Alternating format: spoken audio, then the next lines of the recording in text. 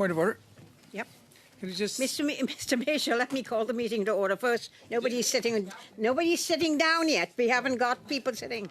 Come on, for crying out loud, what's wrong with you guys today? Seriously. I don't know, it must be something. Okay, is everyone ready to sit down and start the meeting? It's begun again. What I would like to say before you call a point of order, Mr. Major, that the people here are the officials from Health Canada, plus one new official who is Dr. Natasha Crowfoot, who is the acting chief public health officer, for the information of the committee. Now, you have a point of order, Mr. Major? Yes, and his question for the clerk, was Mr. Strauss on the list to speak? On the speaking list. Your staffer has been dealing with this. He is on the list. He was, but he has you now stated been that he moved. wasn't. But just a clarification, he was on the list, right? Yes, the he was last asked. round? Yes, okay. But that is not a point of order, by the way.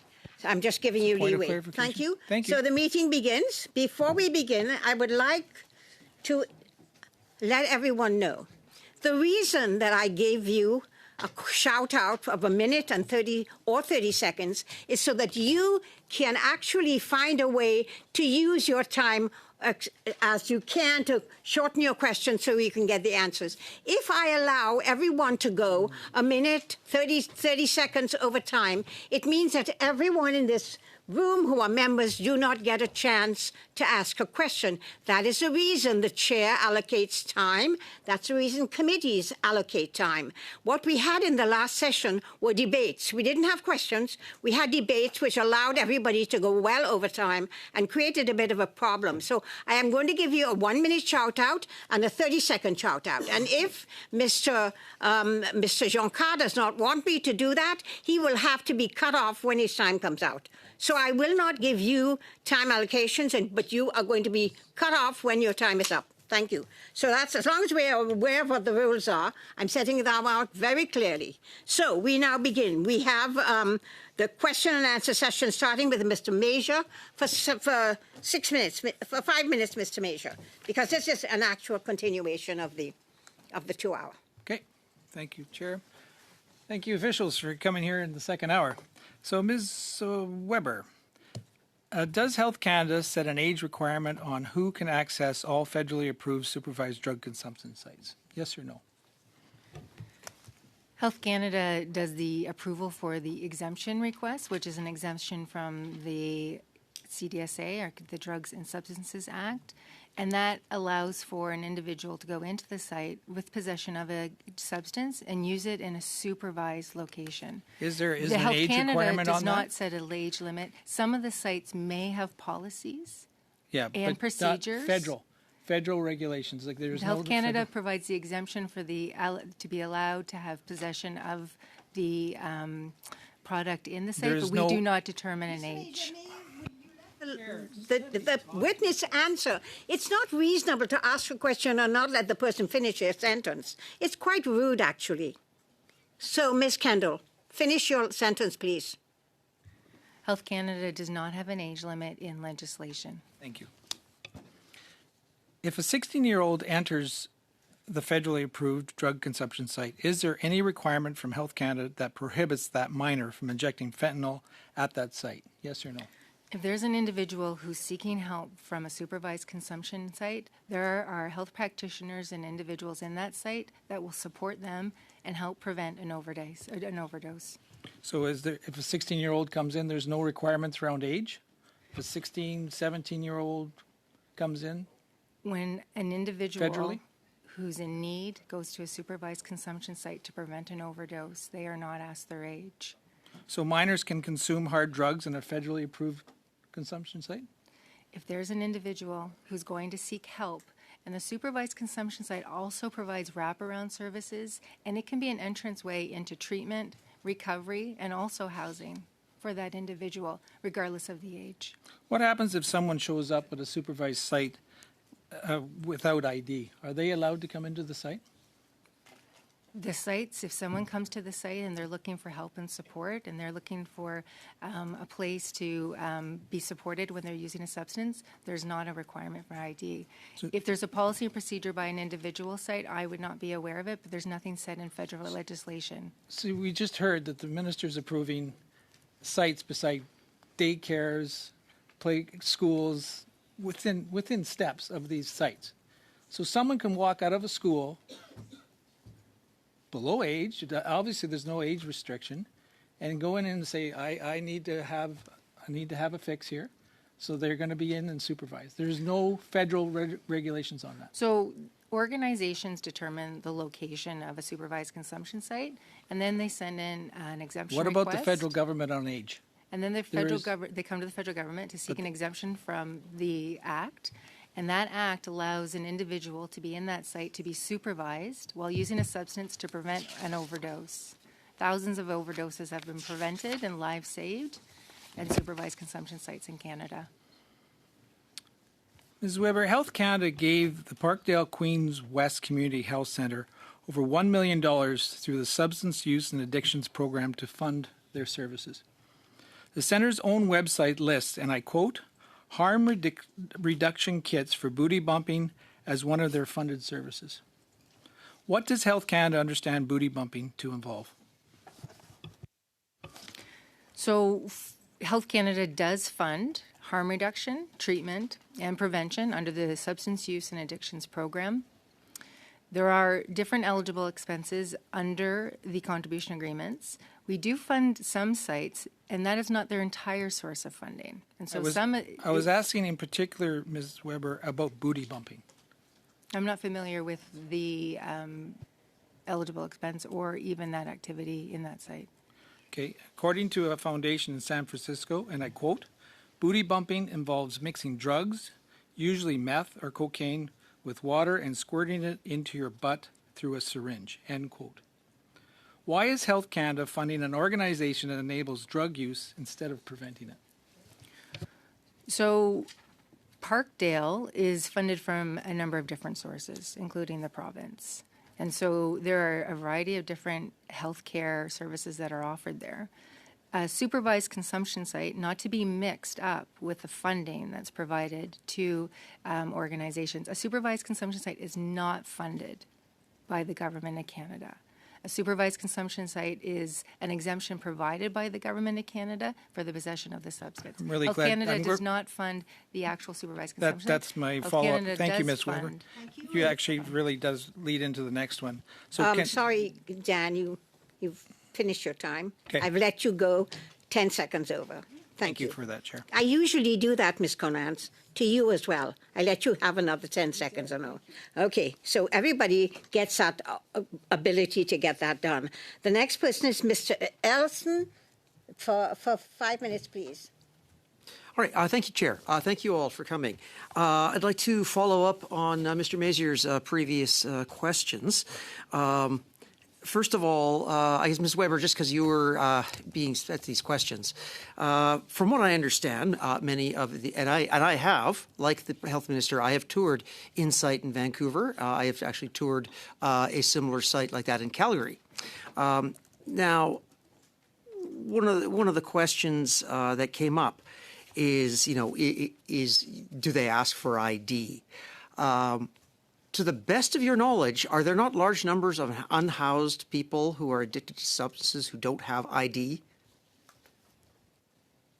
Regardless of the ID, the sites are there to support individuals who are in need. Exactly. And so the sites, the individuals, as I've noted, have responded to over 65,000 overdoses, with over 624,000 referrals to health and social services, which can also be housing supports for individuals who are without housing.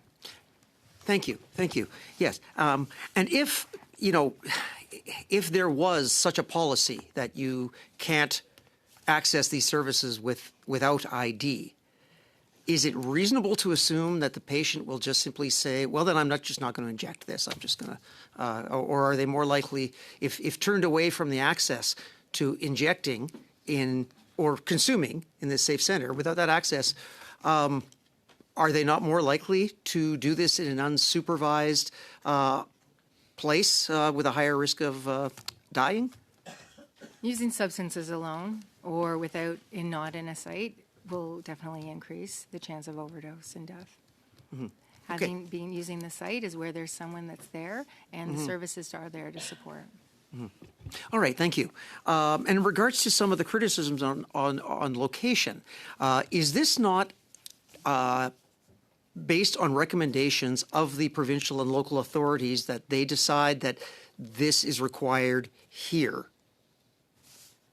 So the sites are determined by the organizations, the communities.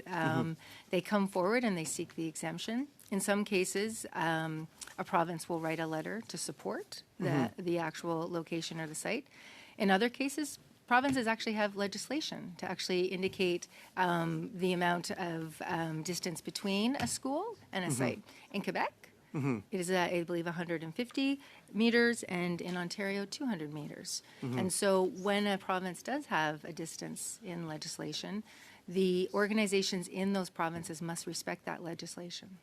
Okay, thank you. So given that we've been reminded frequently that the administration of healthcare is purely a provincial jurisdiction, and that, in fact, from my previous tenure in Parliament, that attempts by the federal government to even so much as direct funding, we're told you can't do that because this is managed. Would you not say that all of these decisions, where they are, how they operate, whether or not they have ID, whether or not there's an age limit, that these would all be healthcare decisions under provincial jurisdiction?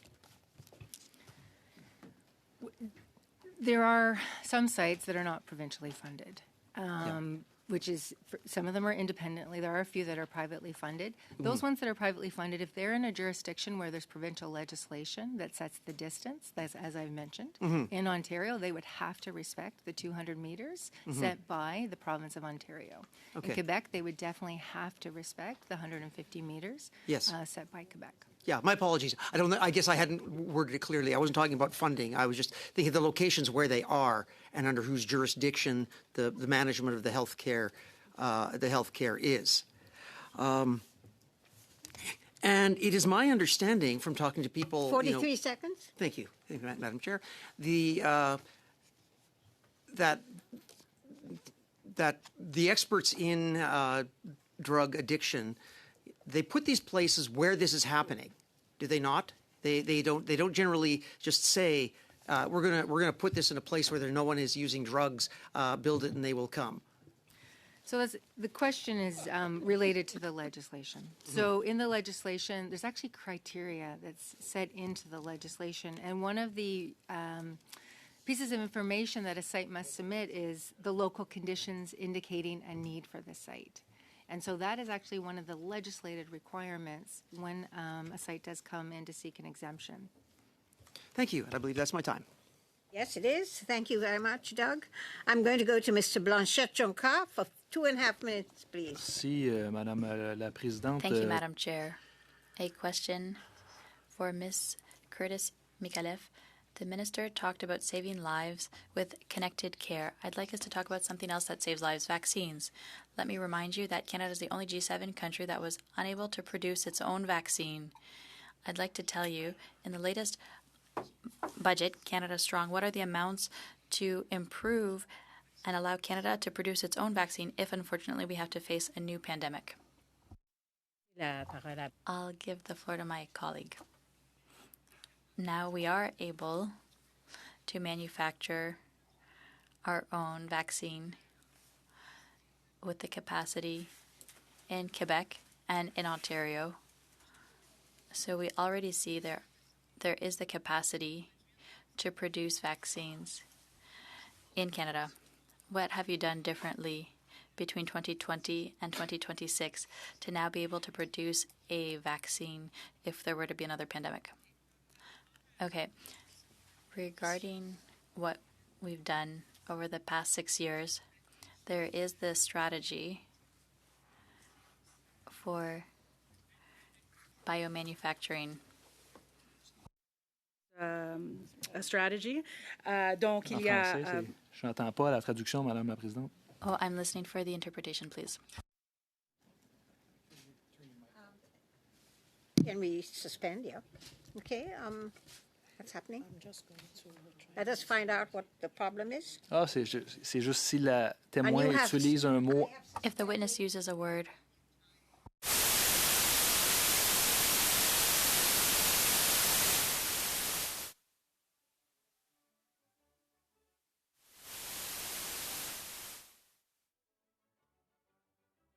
how much was invested in the last budget to have a better supply chain to produce vaccines?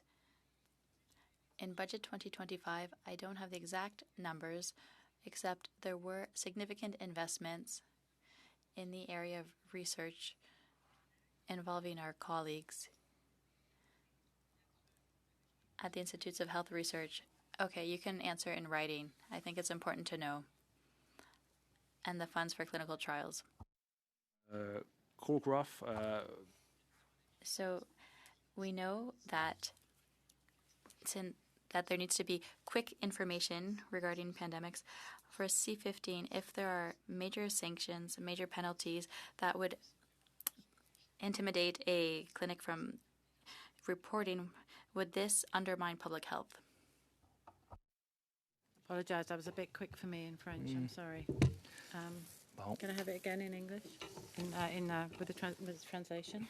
Madame la Présidente. Madam Chair, it would be important to tell the witnesses that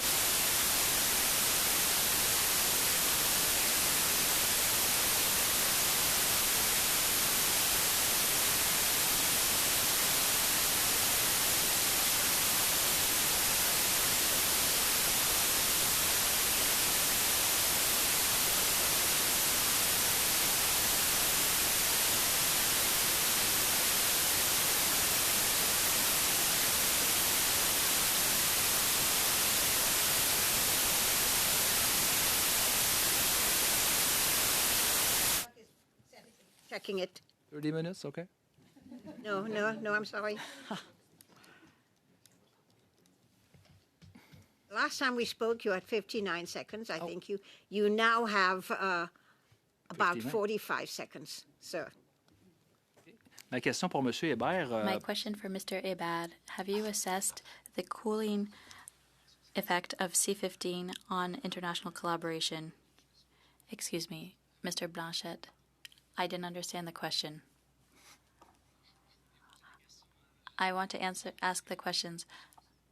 Okay, I apologize. I understand, we're all tired. Could you repeat that, please? It's not the interpretation, Madam Chair. Interpretation now? J'ai pas. Ah, Monsieur C'est Hébert, le début de ta question, j'ai It's the manqué. beginning of the question that I didn't hear, Mr. Blanchette-Jonca. Yes. Can we go ahead, Madam Chair? it's still there. Monsieur Hébert, est-ce que vous avez Mr. évalué? Ebad, have you assessed in Bill C-15 that we're studying today the chilling effect of the system on international scientific collaboration? Je m'excuse. Sur I le, apologize. Currently, we're studying Bill C-15. Oh, yes, I apologize. Now I've understood the question. You're talking about the $1.7 million in talent investment? No, not at all. Our federal investments continue to increase. We have a 2% decrease in the latest budget. Mr. Ebad, we're in Division 25 of the bill. Did you know that? That's today's study. Were you informed of that?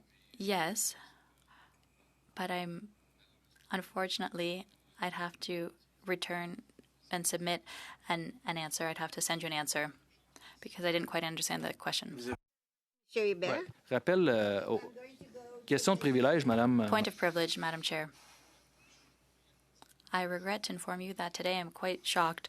We're studying a bill, and witnesses confirm that they don't know we're studying this bill. We talked about it. Oui, So I cannot answer for the witnesses, sir. je comprends, You made Madame your la Présidente. point, though, and it's clear. So the point is noted by Ben, everyone. Madame All right. la Présidente, vous trouvez ça Madam Chair, normal do you find it acceptable that witnesses before committee don't know what topic we are conducting our study on? The witnesses have heard you.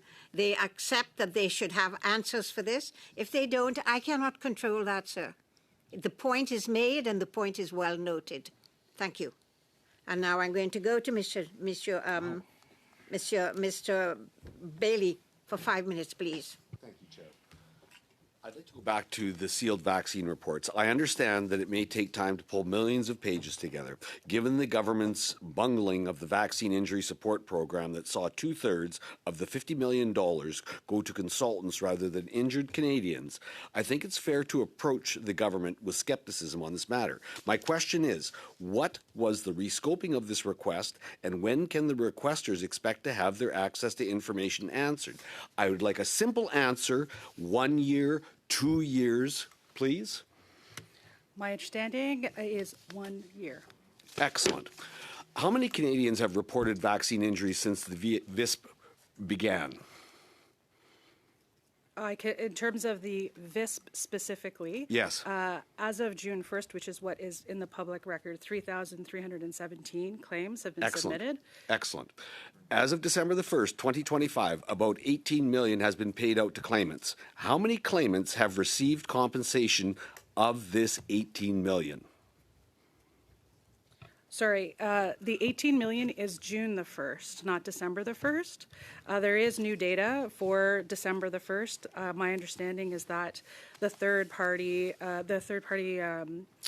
provider will be releasing data shortly. And in fact, the amounts paid to claimants as of December the 1st are $21,474,722.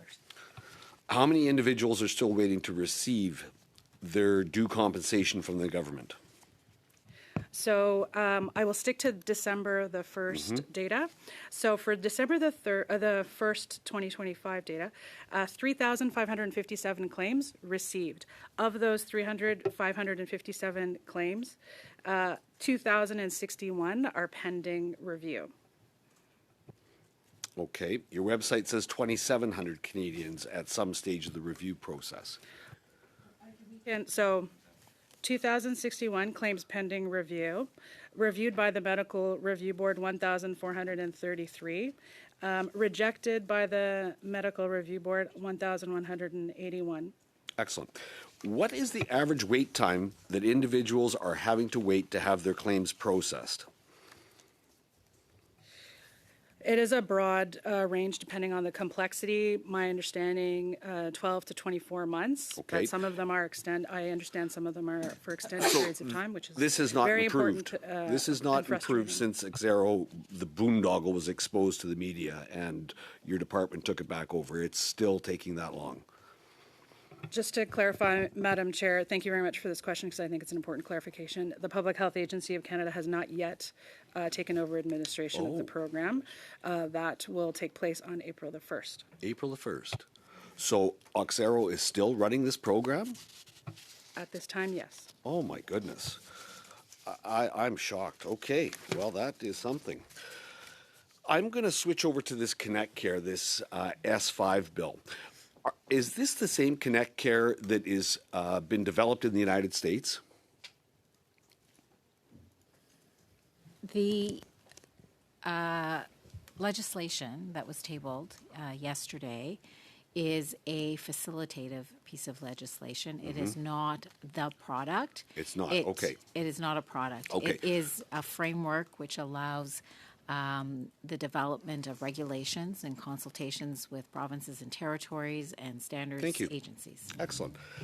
One of my concerns about this is the burden it places on physicians. And currently we have such a shortage of physicians, and Alberta has just gone through this MR repurposing process where they spent over $1 billion on it.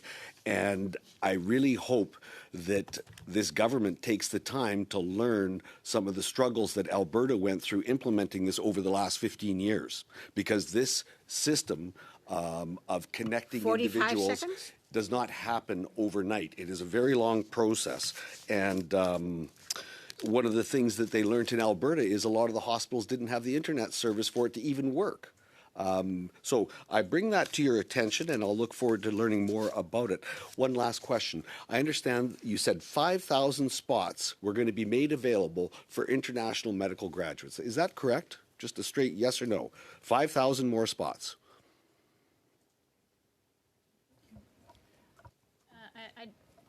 Thank you for the question. I don't know the 5,000 spots you're talking about. I Okay. think we did talk about Budget 2024 funding from Health Canada, which is supporting 120 new training spots. 120 new training spots. Yes. All right. Thank you. Chair? You've got, well, that's it, sorry. Yes, thank you. You've just gone 10 seconds over. perfect. There you go. Very well done, Mr. Bailey. Now, Ms. Just. Thank you, Madam Chair. Thank you to all the officials here today.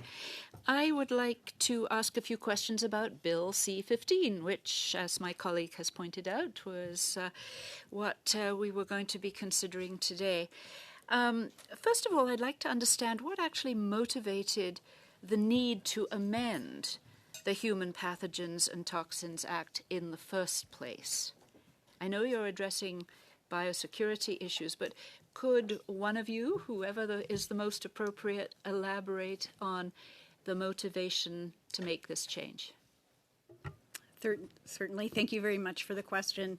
There's a number of factors that have contributed to the need for the amendments to the Human Pathogens and Toxins Act, not the least of which has been significant investments in the biomanufacturing and life sciences strategy from the federal government, which has led to a significant increase in the number of facilities that are seeking to work with higher risk pathogens and toxins. The other piece that's really contributed to it is an evolving threat landscape. There's been awareness of state actors, non-state actors that are interested in exploiting Canada's open science approach and our extremely very good research in science and biotechnology and biomanufacturing. And so awareness of that increased threat has led to some requirements to amend the legislation. Thank you. So would the situation that we heard about from one of the labs, I believe it was Saskatchewan, during COVID-19, that there was some questioning about some individuals, I believe researchers from China that had been investigated, was that part of kind of a suspicion or leading to these amendments? So there are a number of factors that contributed. Certainly we've taken into account experience in Canada with respect to some of the situations that you're referring to. We've also commissioned some reports. So for instance, we've worked with the Communications Security Establishment, who had identified through a threat assessment that some of Canada's high containment facilities were very likely to be targets for espionage from foreign state actors, and then also experience in other jurisdictions as well.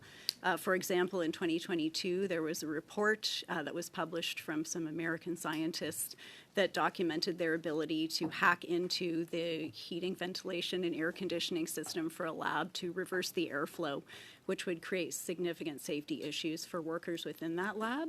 So there's a variety of different scenarios that all contributed to some of the proposed amendments that we've put forward. I see. So it sounds like the threat was considered considerable and obviously very important to put these amendments forward as you have. Now, as I understand it, there has been an advisory committee established by the Public Health Agency of Canada back in 2015, and to give the kind of advice that you're talking about. So could you maybe just talk about the role of the advisory committee, how that works, how often they meet, how the Public Health Agency receives the information, etc.? Certainly, yeah. 30 seconds to do that. Okay, thank you. I tend to speak quickly. The advisory committee meets in person once per year, and we often have an ad hoc meeting a second time per year that occurs virtually. They tend to provide advice more on pathogen risk assessments. So we have pathogens that are broken out by risk group, and so they tend to provide more information related to biocontainment and biosafety. We are increasing the biosecurity expertise, however, on that panel as well, so that they're better able to provide us with some advice there. And then as it relates to other biosecurity expertise, we often ask for other input from other parts of the federal government as well. But they are there as a resource, and we use them frequently as we look at things like changes to our incident reporting, anything that we're looking at in terms of changing pathogen status. Thank you. And Thank you. Is that my time? You got 36 seconds. Well, just a little bit. I understand that you've added some particular definitions. So a definition of what sensitive information means. Maybe just very quickly, just tell us what you've been doing there. So the specific definition for sensitive information will probably be finalized when we go through regulatory consultations, but certainly as an example, the location of high-risk pathogens within a facility and the type of high-risk pathogens within a facility would both be examples that we would consider sensitive information. Thank you. Thank you very much. Excellent. Bang on. Thank you. Bang on time. Extremely well done. Both you and Miss Barton. Okay, so I now go to Ms. Conans for 5 minutes, please. Thank you, Chair. I'm just following up on my question to the Minister. If I could ask a question to Ms. Weber. So what I asked her was when you came to Health Committee, you had said that you had confirmed that Health Canada funds are used to purchase crack pipes. But when we asked the Minister on December 11th, she said that the government does not fund crack pipes. Who is telling the truth here? And you can't both be right. You can't both be wrong here. Who's right in this? Thanks for the question. So it's an important point to clarify. Health Canada doesn't purchase harm reduction tools under our substance use and addictions program. What Health Canada does do is provide transfer funding to community groups, municipalities, other levels of organization, and Indigenous communities. So I think... So you're saying that, excuse me, but you're saying that crack pipes are considered harm reduction, and you supply the funds, the government supplies the funds, but they don't follow up with what is exactly being bought. It's crack pipes have been bought. For example, SUAP gave $190,000 to a meth pipe pilot project in Manitoba. And why would the minister not know that? So I think just the point that I made, that there's a clarification. Health Canada doesn't purchase them under the program, so there's that understanding. What Health Canada does do is free transfer funding to communities. So what communities in crisis may do under our emergency treatment fund or substance use and addictions program, recognizing what they're seeing in their community, they come forward with a proposal. So when communities say they need harm crack reduction, pipes, it includes safe inhalation kits and to minimize the risk of infectious disease. Okay. And HIV. Yeah, so Hep crack C. pipes are considered harm reduction in communities. Okay, that's... Safe inhalation kits and are used to prevent the safe- transmission of infectious disease such as HIV, Hep Okay, C. okay, thank you. Safe inhalation or crack pipes, okay. So, my next question is for Ms. Weber again, thank you. Now that the government's decriminalization program with British Columbia has finally ended, a disaster, as many will say, will Health Canada be reporting on any of the results of the effects of decriminalization on addiction and overdose rates in British Columbia? Sorry, if you could repeat the question. I thought you were asking if they were going to evaluate the actual exemption, but I think you were asking... Yeah, now that the pilot program has ended, will Health Canada be reporting on any of the results of the effects of decriminalization on addiction? We saw 6,000 overdose deaths in British Columbia. Just wondering what the follow-up is going to be, quickly. Yep, so there's two elements to this. The Public Health Agency does have surveillance of overdose deaths, and they report on a quarterly basis, a report. However, in addition, I would say, for the decrim, we actually are receiving a final report from British Columbia that we will be able to On whether it was evaluate successful or And not. there is an independent research happening by the Canadian Research Initiative on Substance Matters, CRISM. They're Is there a undertaking- deadline on that report? Is there a It's- deadline for that report? Yes, there is. It's a 5-year arm's length evaluation of the exemption and its implementation. So in the next 5 years, it'll take 5 years. So in the next 5 They years, started it at the we beginning. won't Sorry to know. interrupt. We won't know for 5 years the devastation that it's caused. So in other words, there could be another pilot program starting again. Why not? If it was something that even David Eby, the premier, said a year ago that it wasn't working, and yet it continued and continued. So is there will Health Canada, upon completing this report, present it to this committee?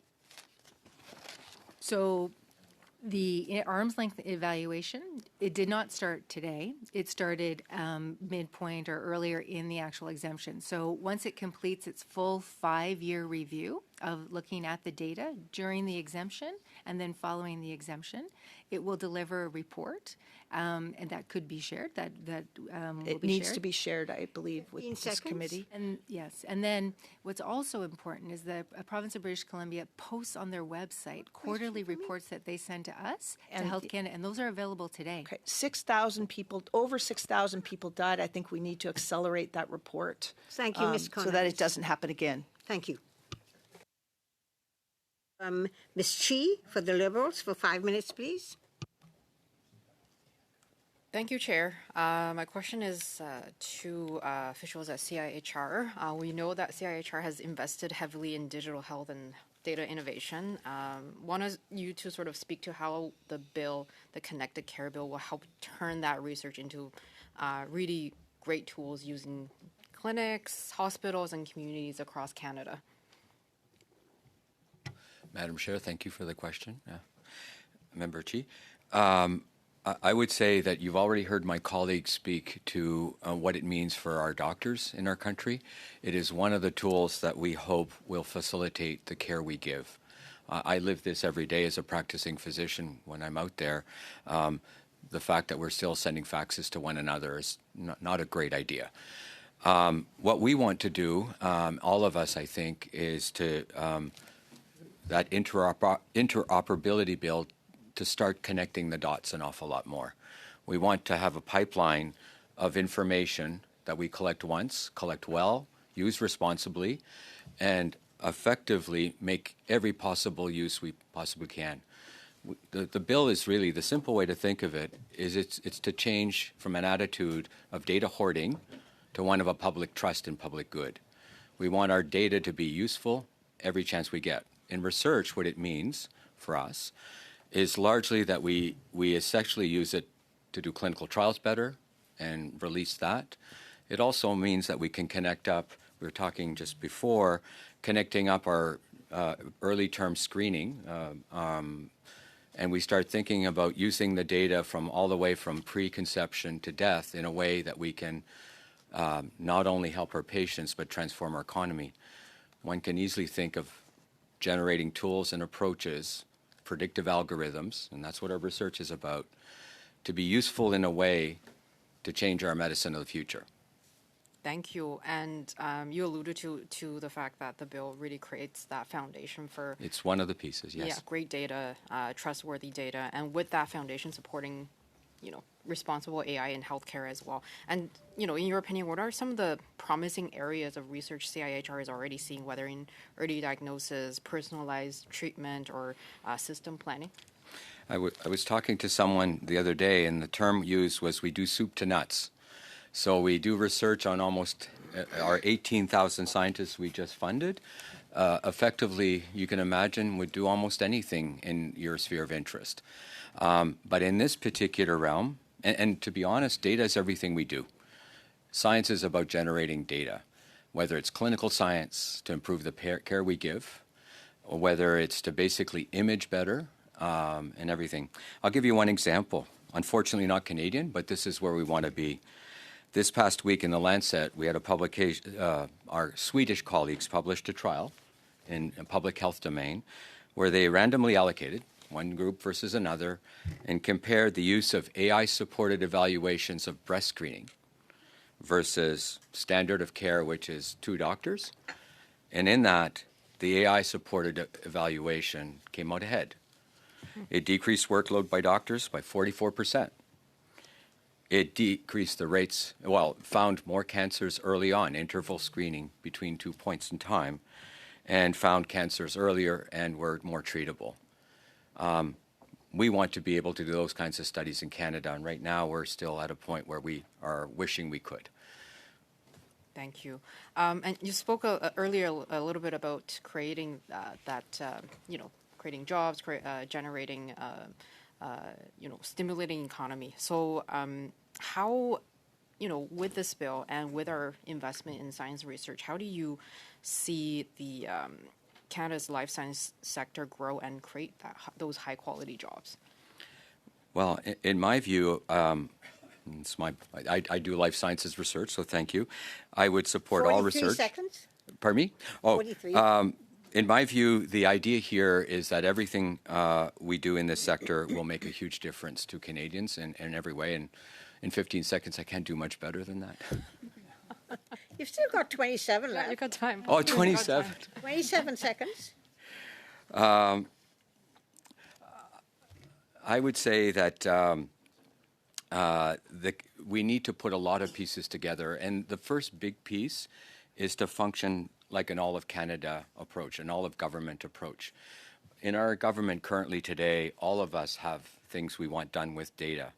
And the big thing we have to do is start working together to bring it together. So as we think through of data infrastructure, data governance, we have organizations to do that. Our compute and AI strategies and our programs have to collectively work together to generate what I just said. Thank you very much. Thank you. Blanchette Jonca for Mr. Blanchette Jonca, 2.5 minutes. Thank you, Madam Chair.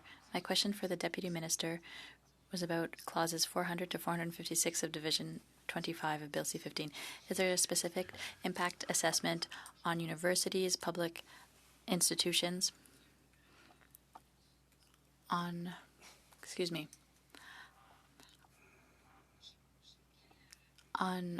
which clause? 400.85. So, Deputy Minister, we are studying clauses 400 to 456 of Bill C-15.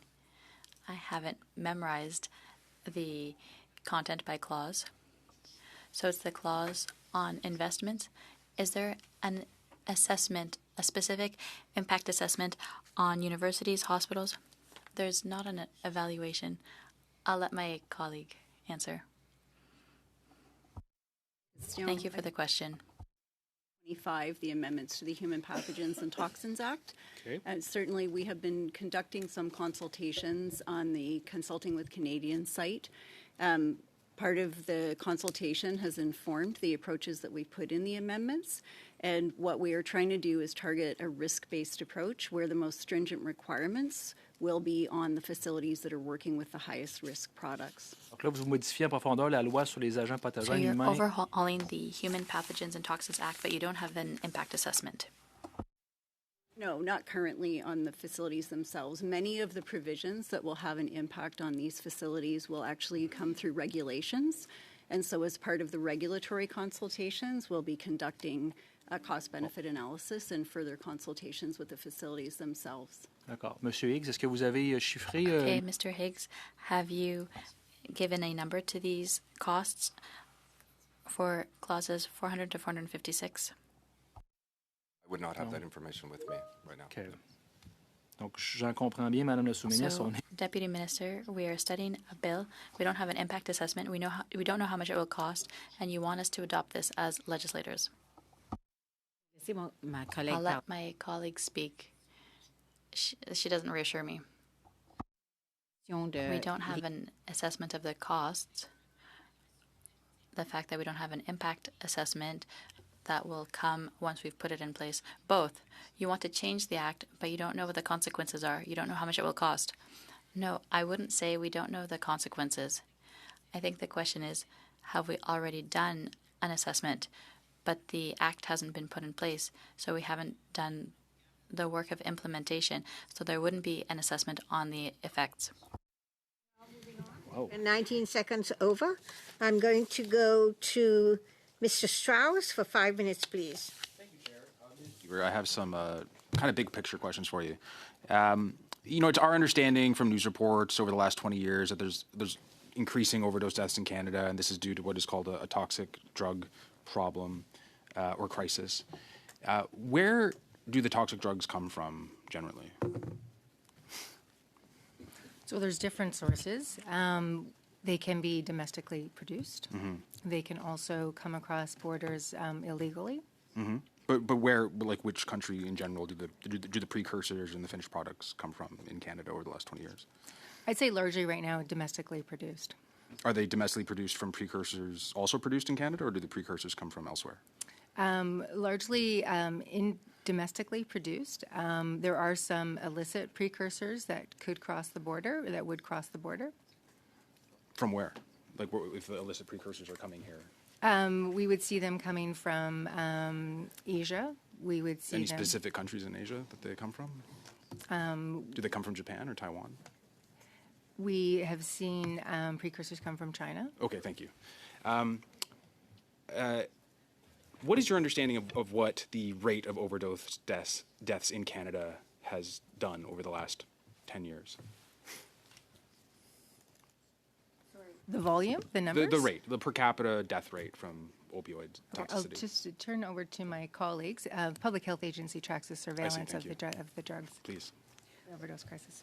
So total deaths since January 2016 to June 2025 would be 53,300. But how has the yearly rate changed over that period? Right now we're seeing, I would say since 2020, no, I'm asking over 10 years. Over the past 10 years, it has been up and down. So, but I would say over the past year, we're seeing a significant. It's been markedly decline. up and then slightly down. Yep. So it tripled, and now a, we're at about 2.5 yep. from the rate back then. I'm wondering, Ms. Weber, if so my understanding is you have carriage at Health Canada over illicit substances. Which countries in the developed world have the lowest rates of overdose death? Like, let's say in the OECD. That's a good question. I don't have that. I'll have to come back with a written answer. I can let you know. It's Turkey, Israel, and Japan. Thank you. Do Turkey, Israel, and Japan have supervised consumption sites? That's a good question. They do not. When did supervised consumption sites start being introduced en masse in Canada? We have seen the increase over the past 15 years. You were going to say 10, but it is 10. I think it's also important to understand that the drugs that are being used globally are different. North America is experiencing a very different drug crisis than is experienced in Europe or Eastern Europe. The fentanyl crisis that North America is facing is one that is quite unique, and the types of drugs that are being used here in North America are different than what we're seeing in Europe. So why is it unique? Because Turkey, Israel, and Japan are much closer to China than Canada. Well, your first question that you said it goes back to the sources. And one of the concerns that we've seen in this space in the 2000s and the 2010s was overprescribing. And we also saw a concern with pain medication.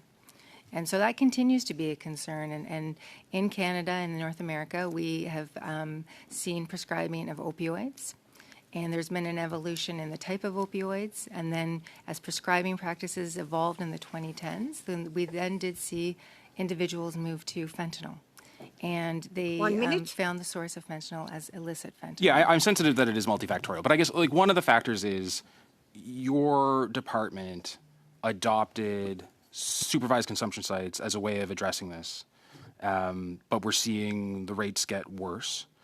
I guess I'm wondering, what would it take to acknowledge that this has not been a terrific use of resources? Like, this has not changed the game here. So the earliest supervised consumption sites go back to actually transmission of HIV. and infectious disease. And then we did see in recent years, and we've talked about the overdose rates, we have seen supervised consumption sites where communities come forward and request an exemption because that's what they see is helpful for their communities. You noted the question about resources. Health Canada does not fund the supervised consumption sites. We provide an exemption from the Act to enable the possession of the substance so that individuals can go into the site and have oversight of the use May I of interrupt the you for just one substance. second? Thank you. For Thank sure. you. Over. Oh, thank you. Thank you. I now go to Ms. Sidhu for 5 minutes, please. Sonia. Thank you, Madam Chair. My question is to the Health Canada. Yesterday was the World Cancer Day, and Canada has continued to approve new cancer treatments, including therapies for early stage breast cancer and the other cancer. Can you tell us how Health Canada's approval of innovative cancer drugs, including treatments from company that is improving outcomes or expanding options for patients or the early detection? What is out there? If you can elaborate.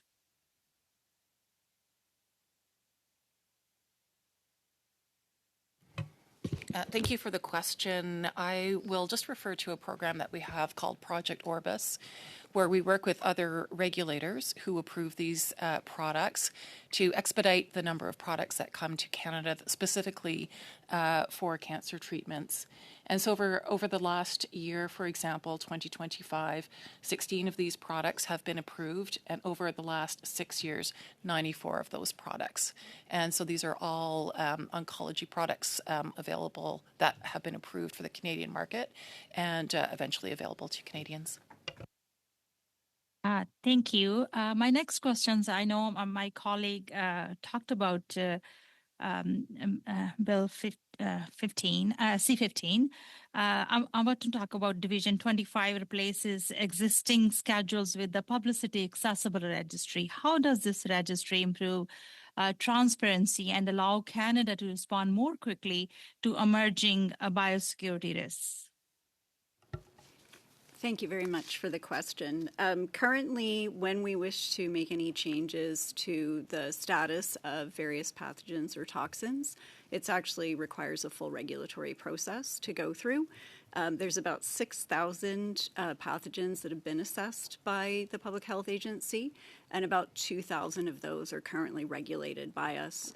So having a registry that is an evergreen list enables us to make much more rapid changes to the potential status of a pathogen in response to evolving scientific evidence, and or potentially to make changes to the nomenclature of the pathogens, so the names of them, as they evolve through science. So it's a much more rapid and effective process for us to make those changes. And then the registry is, we currently have an e-pathogen that is not the formal registry, but it is publicly accessible, and so any of those changes moving forward as well, that becomes the official registry. So it will be open and transparent to researchers as well as to the Canadian public, and they'll have real-time insight into the risk groups for the various pathogens and if there are any changes. Thank you. Budget 2025 continues to invest in life sciences and biomanufacturing. How do clear and modern oversight rules help researchers plan long-term and high impact or result-driven projects?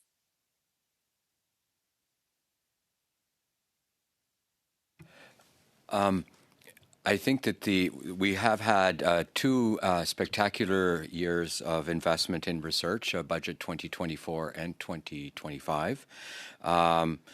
And those investments will allow us to increase our rates of discovery in all forms of our science. I would say that we're investing in the infrastructure programs around that. That's through the Canadian Foundation for Innovation. This last budget had $400 million. We are investing in talent, $1.7 billion, related to attracting the talent and the best and the brightest to join what I consider to be best scientists in the world here in Canada. And we continue to increase our core budgets. The government's been very generous in that regard, and we continue to because of budget 2024 increases, will continue to do that.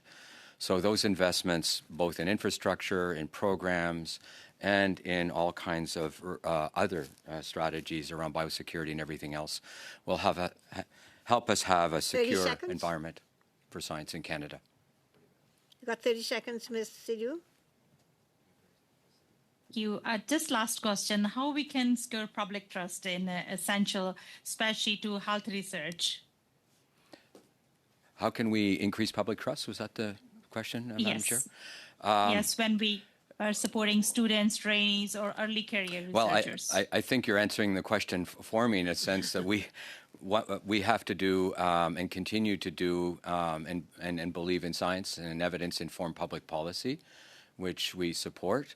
I think there are organizations like many organizations where we engage our students, Save Our Science and others. I'm trying to remember the name of the organization, which goes out into high schools.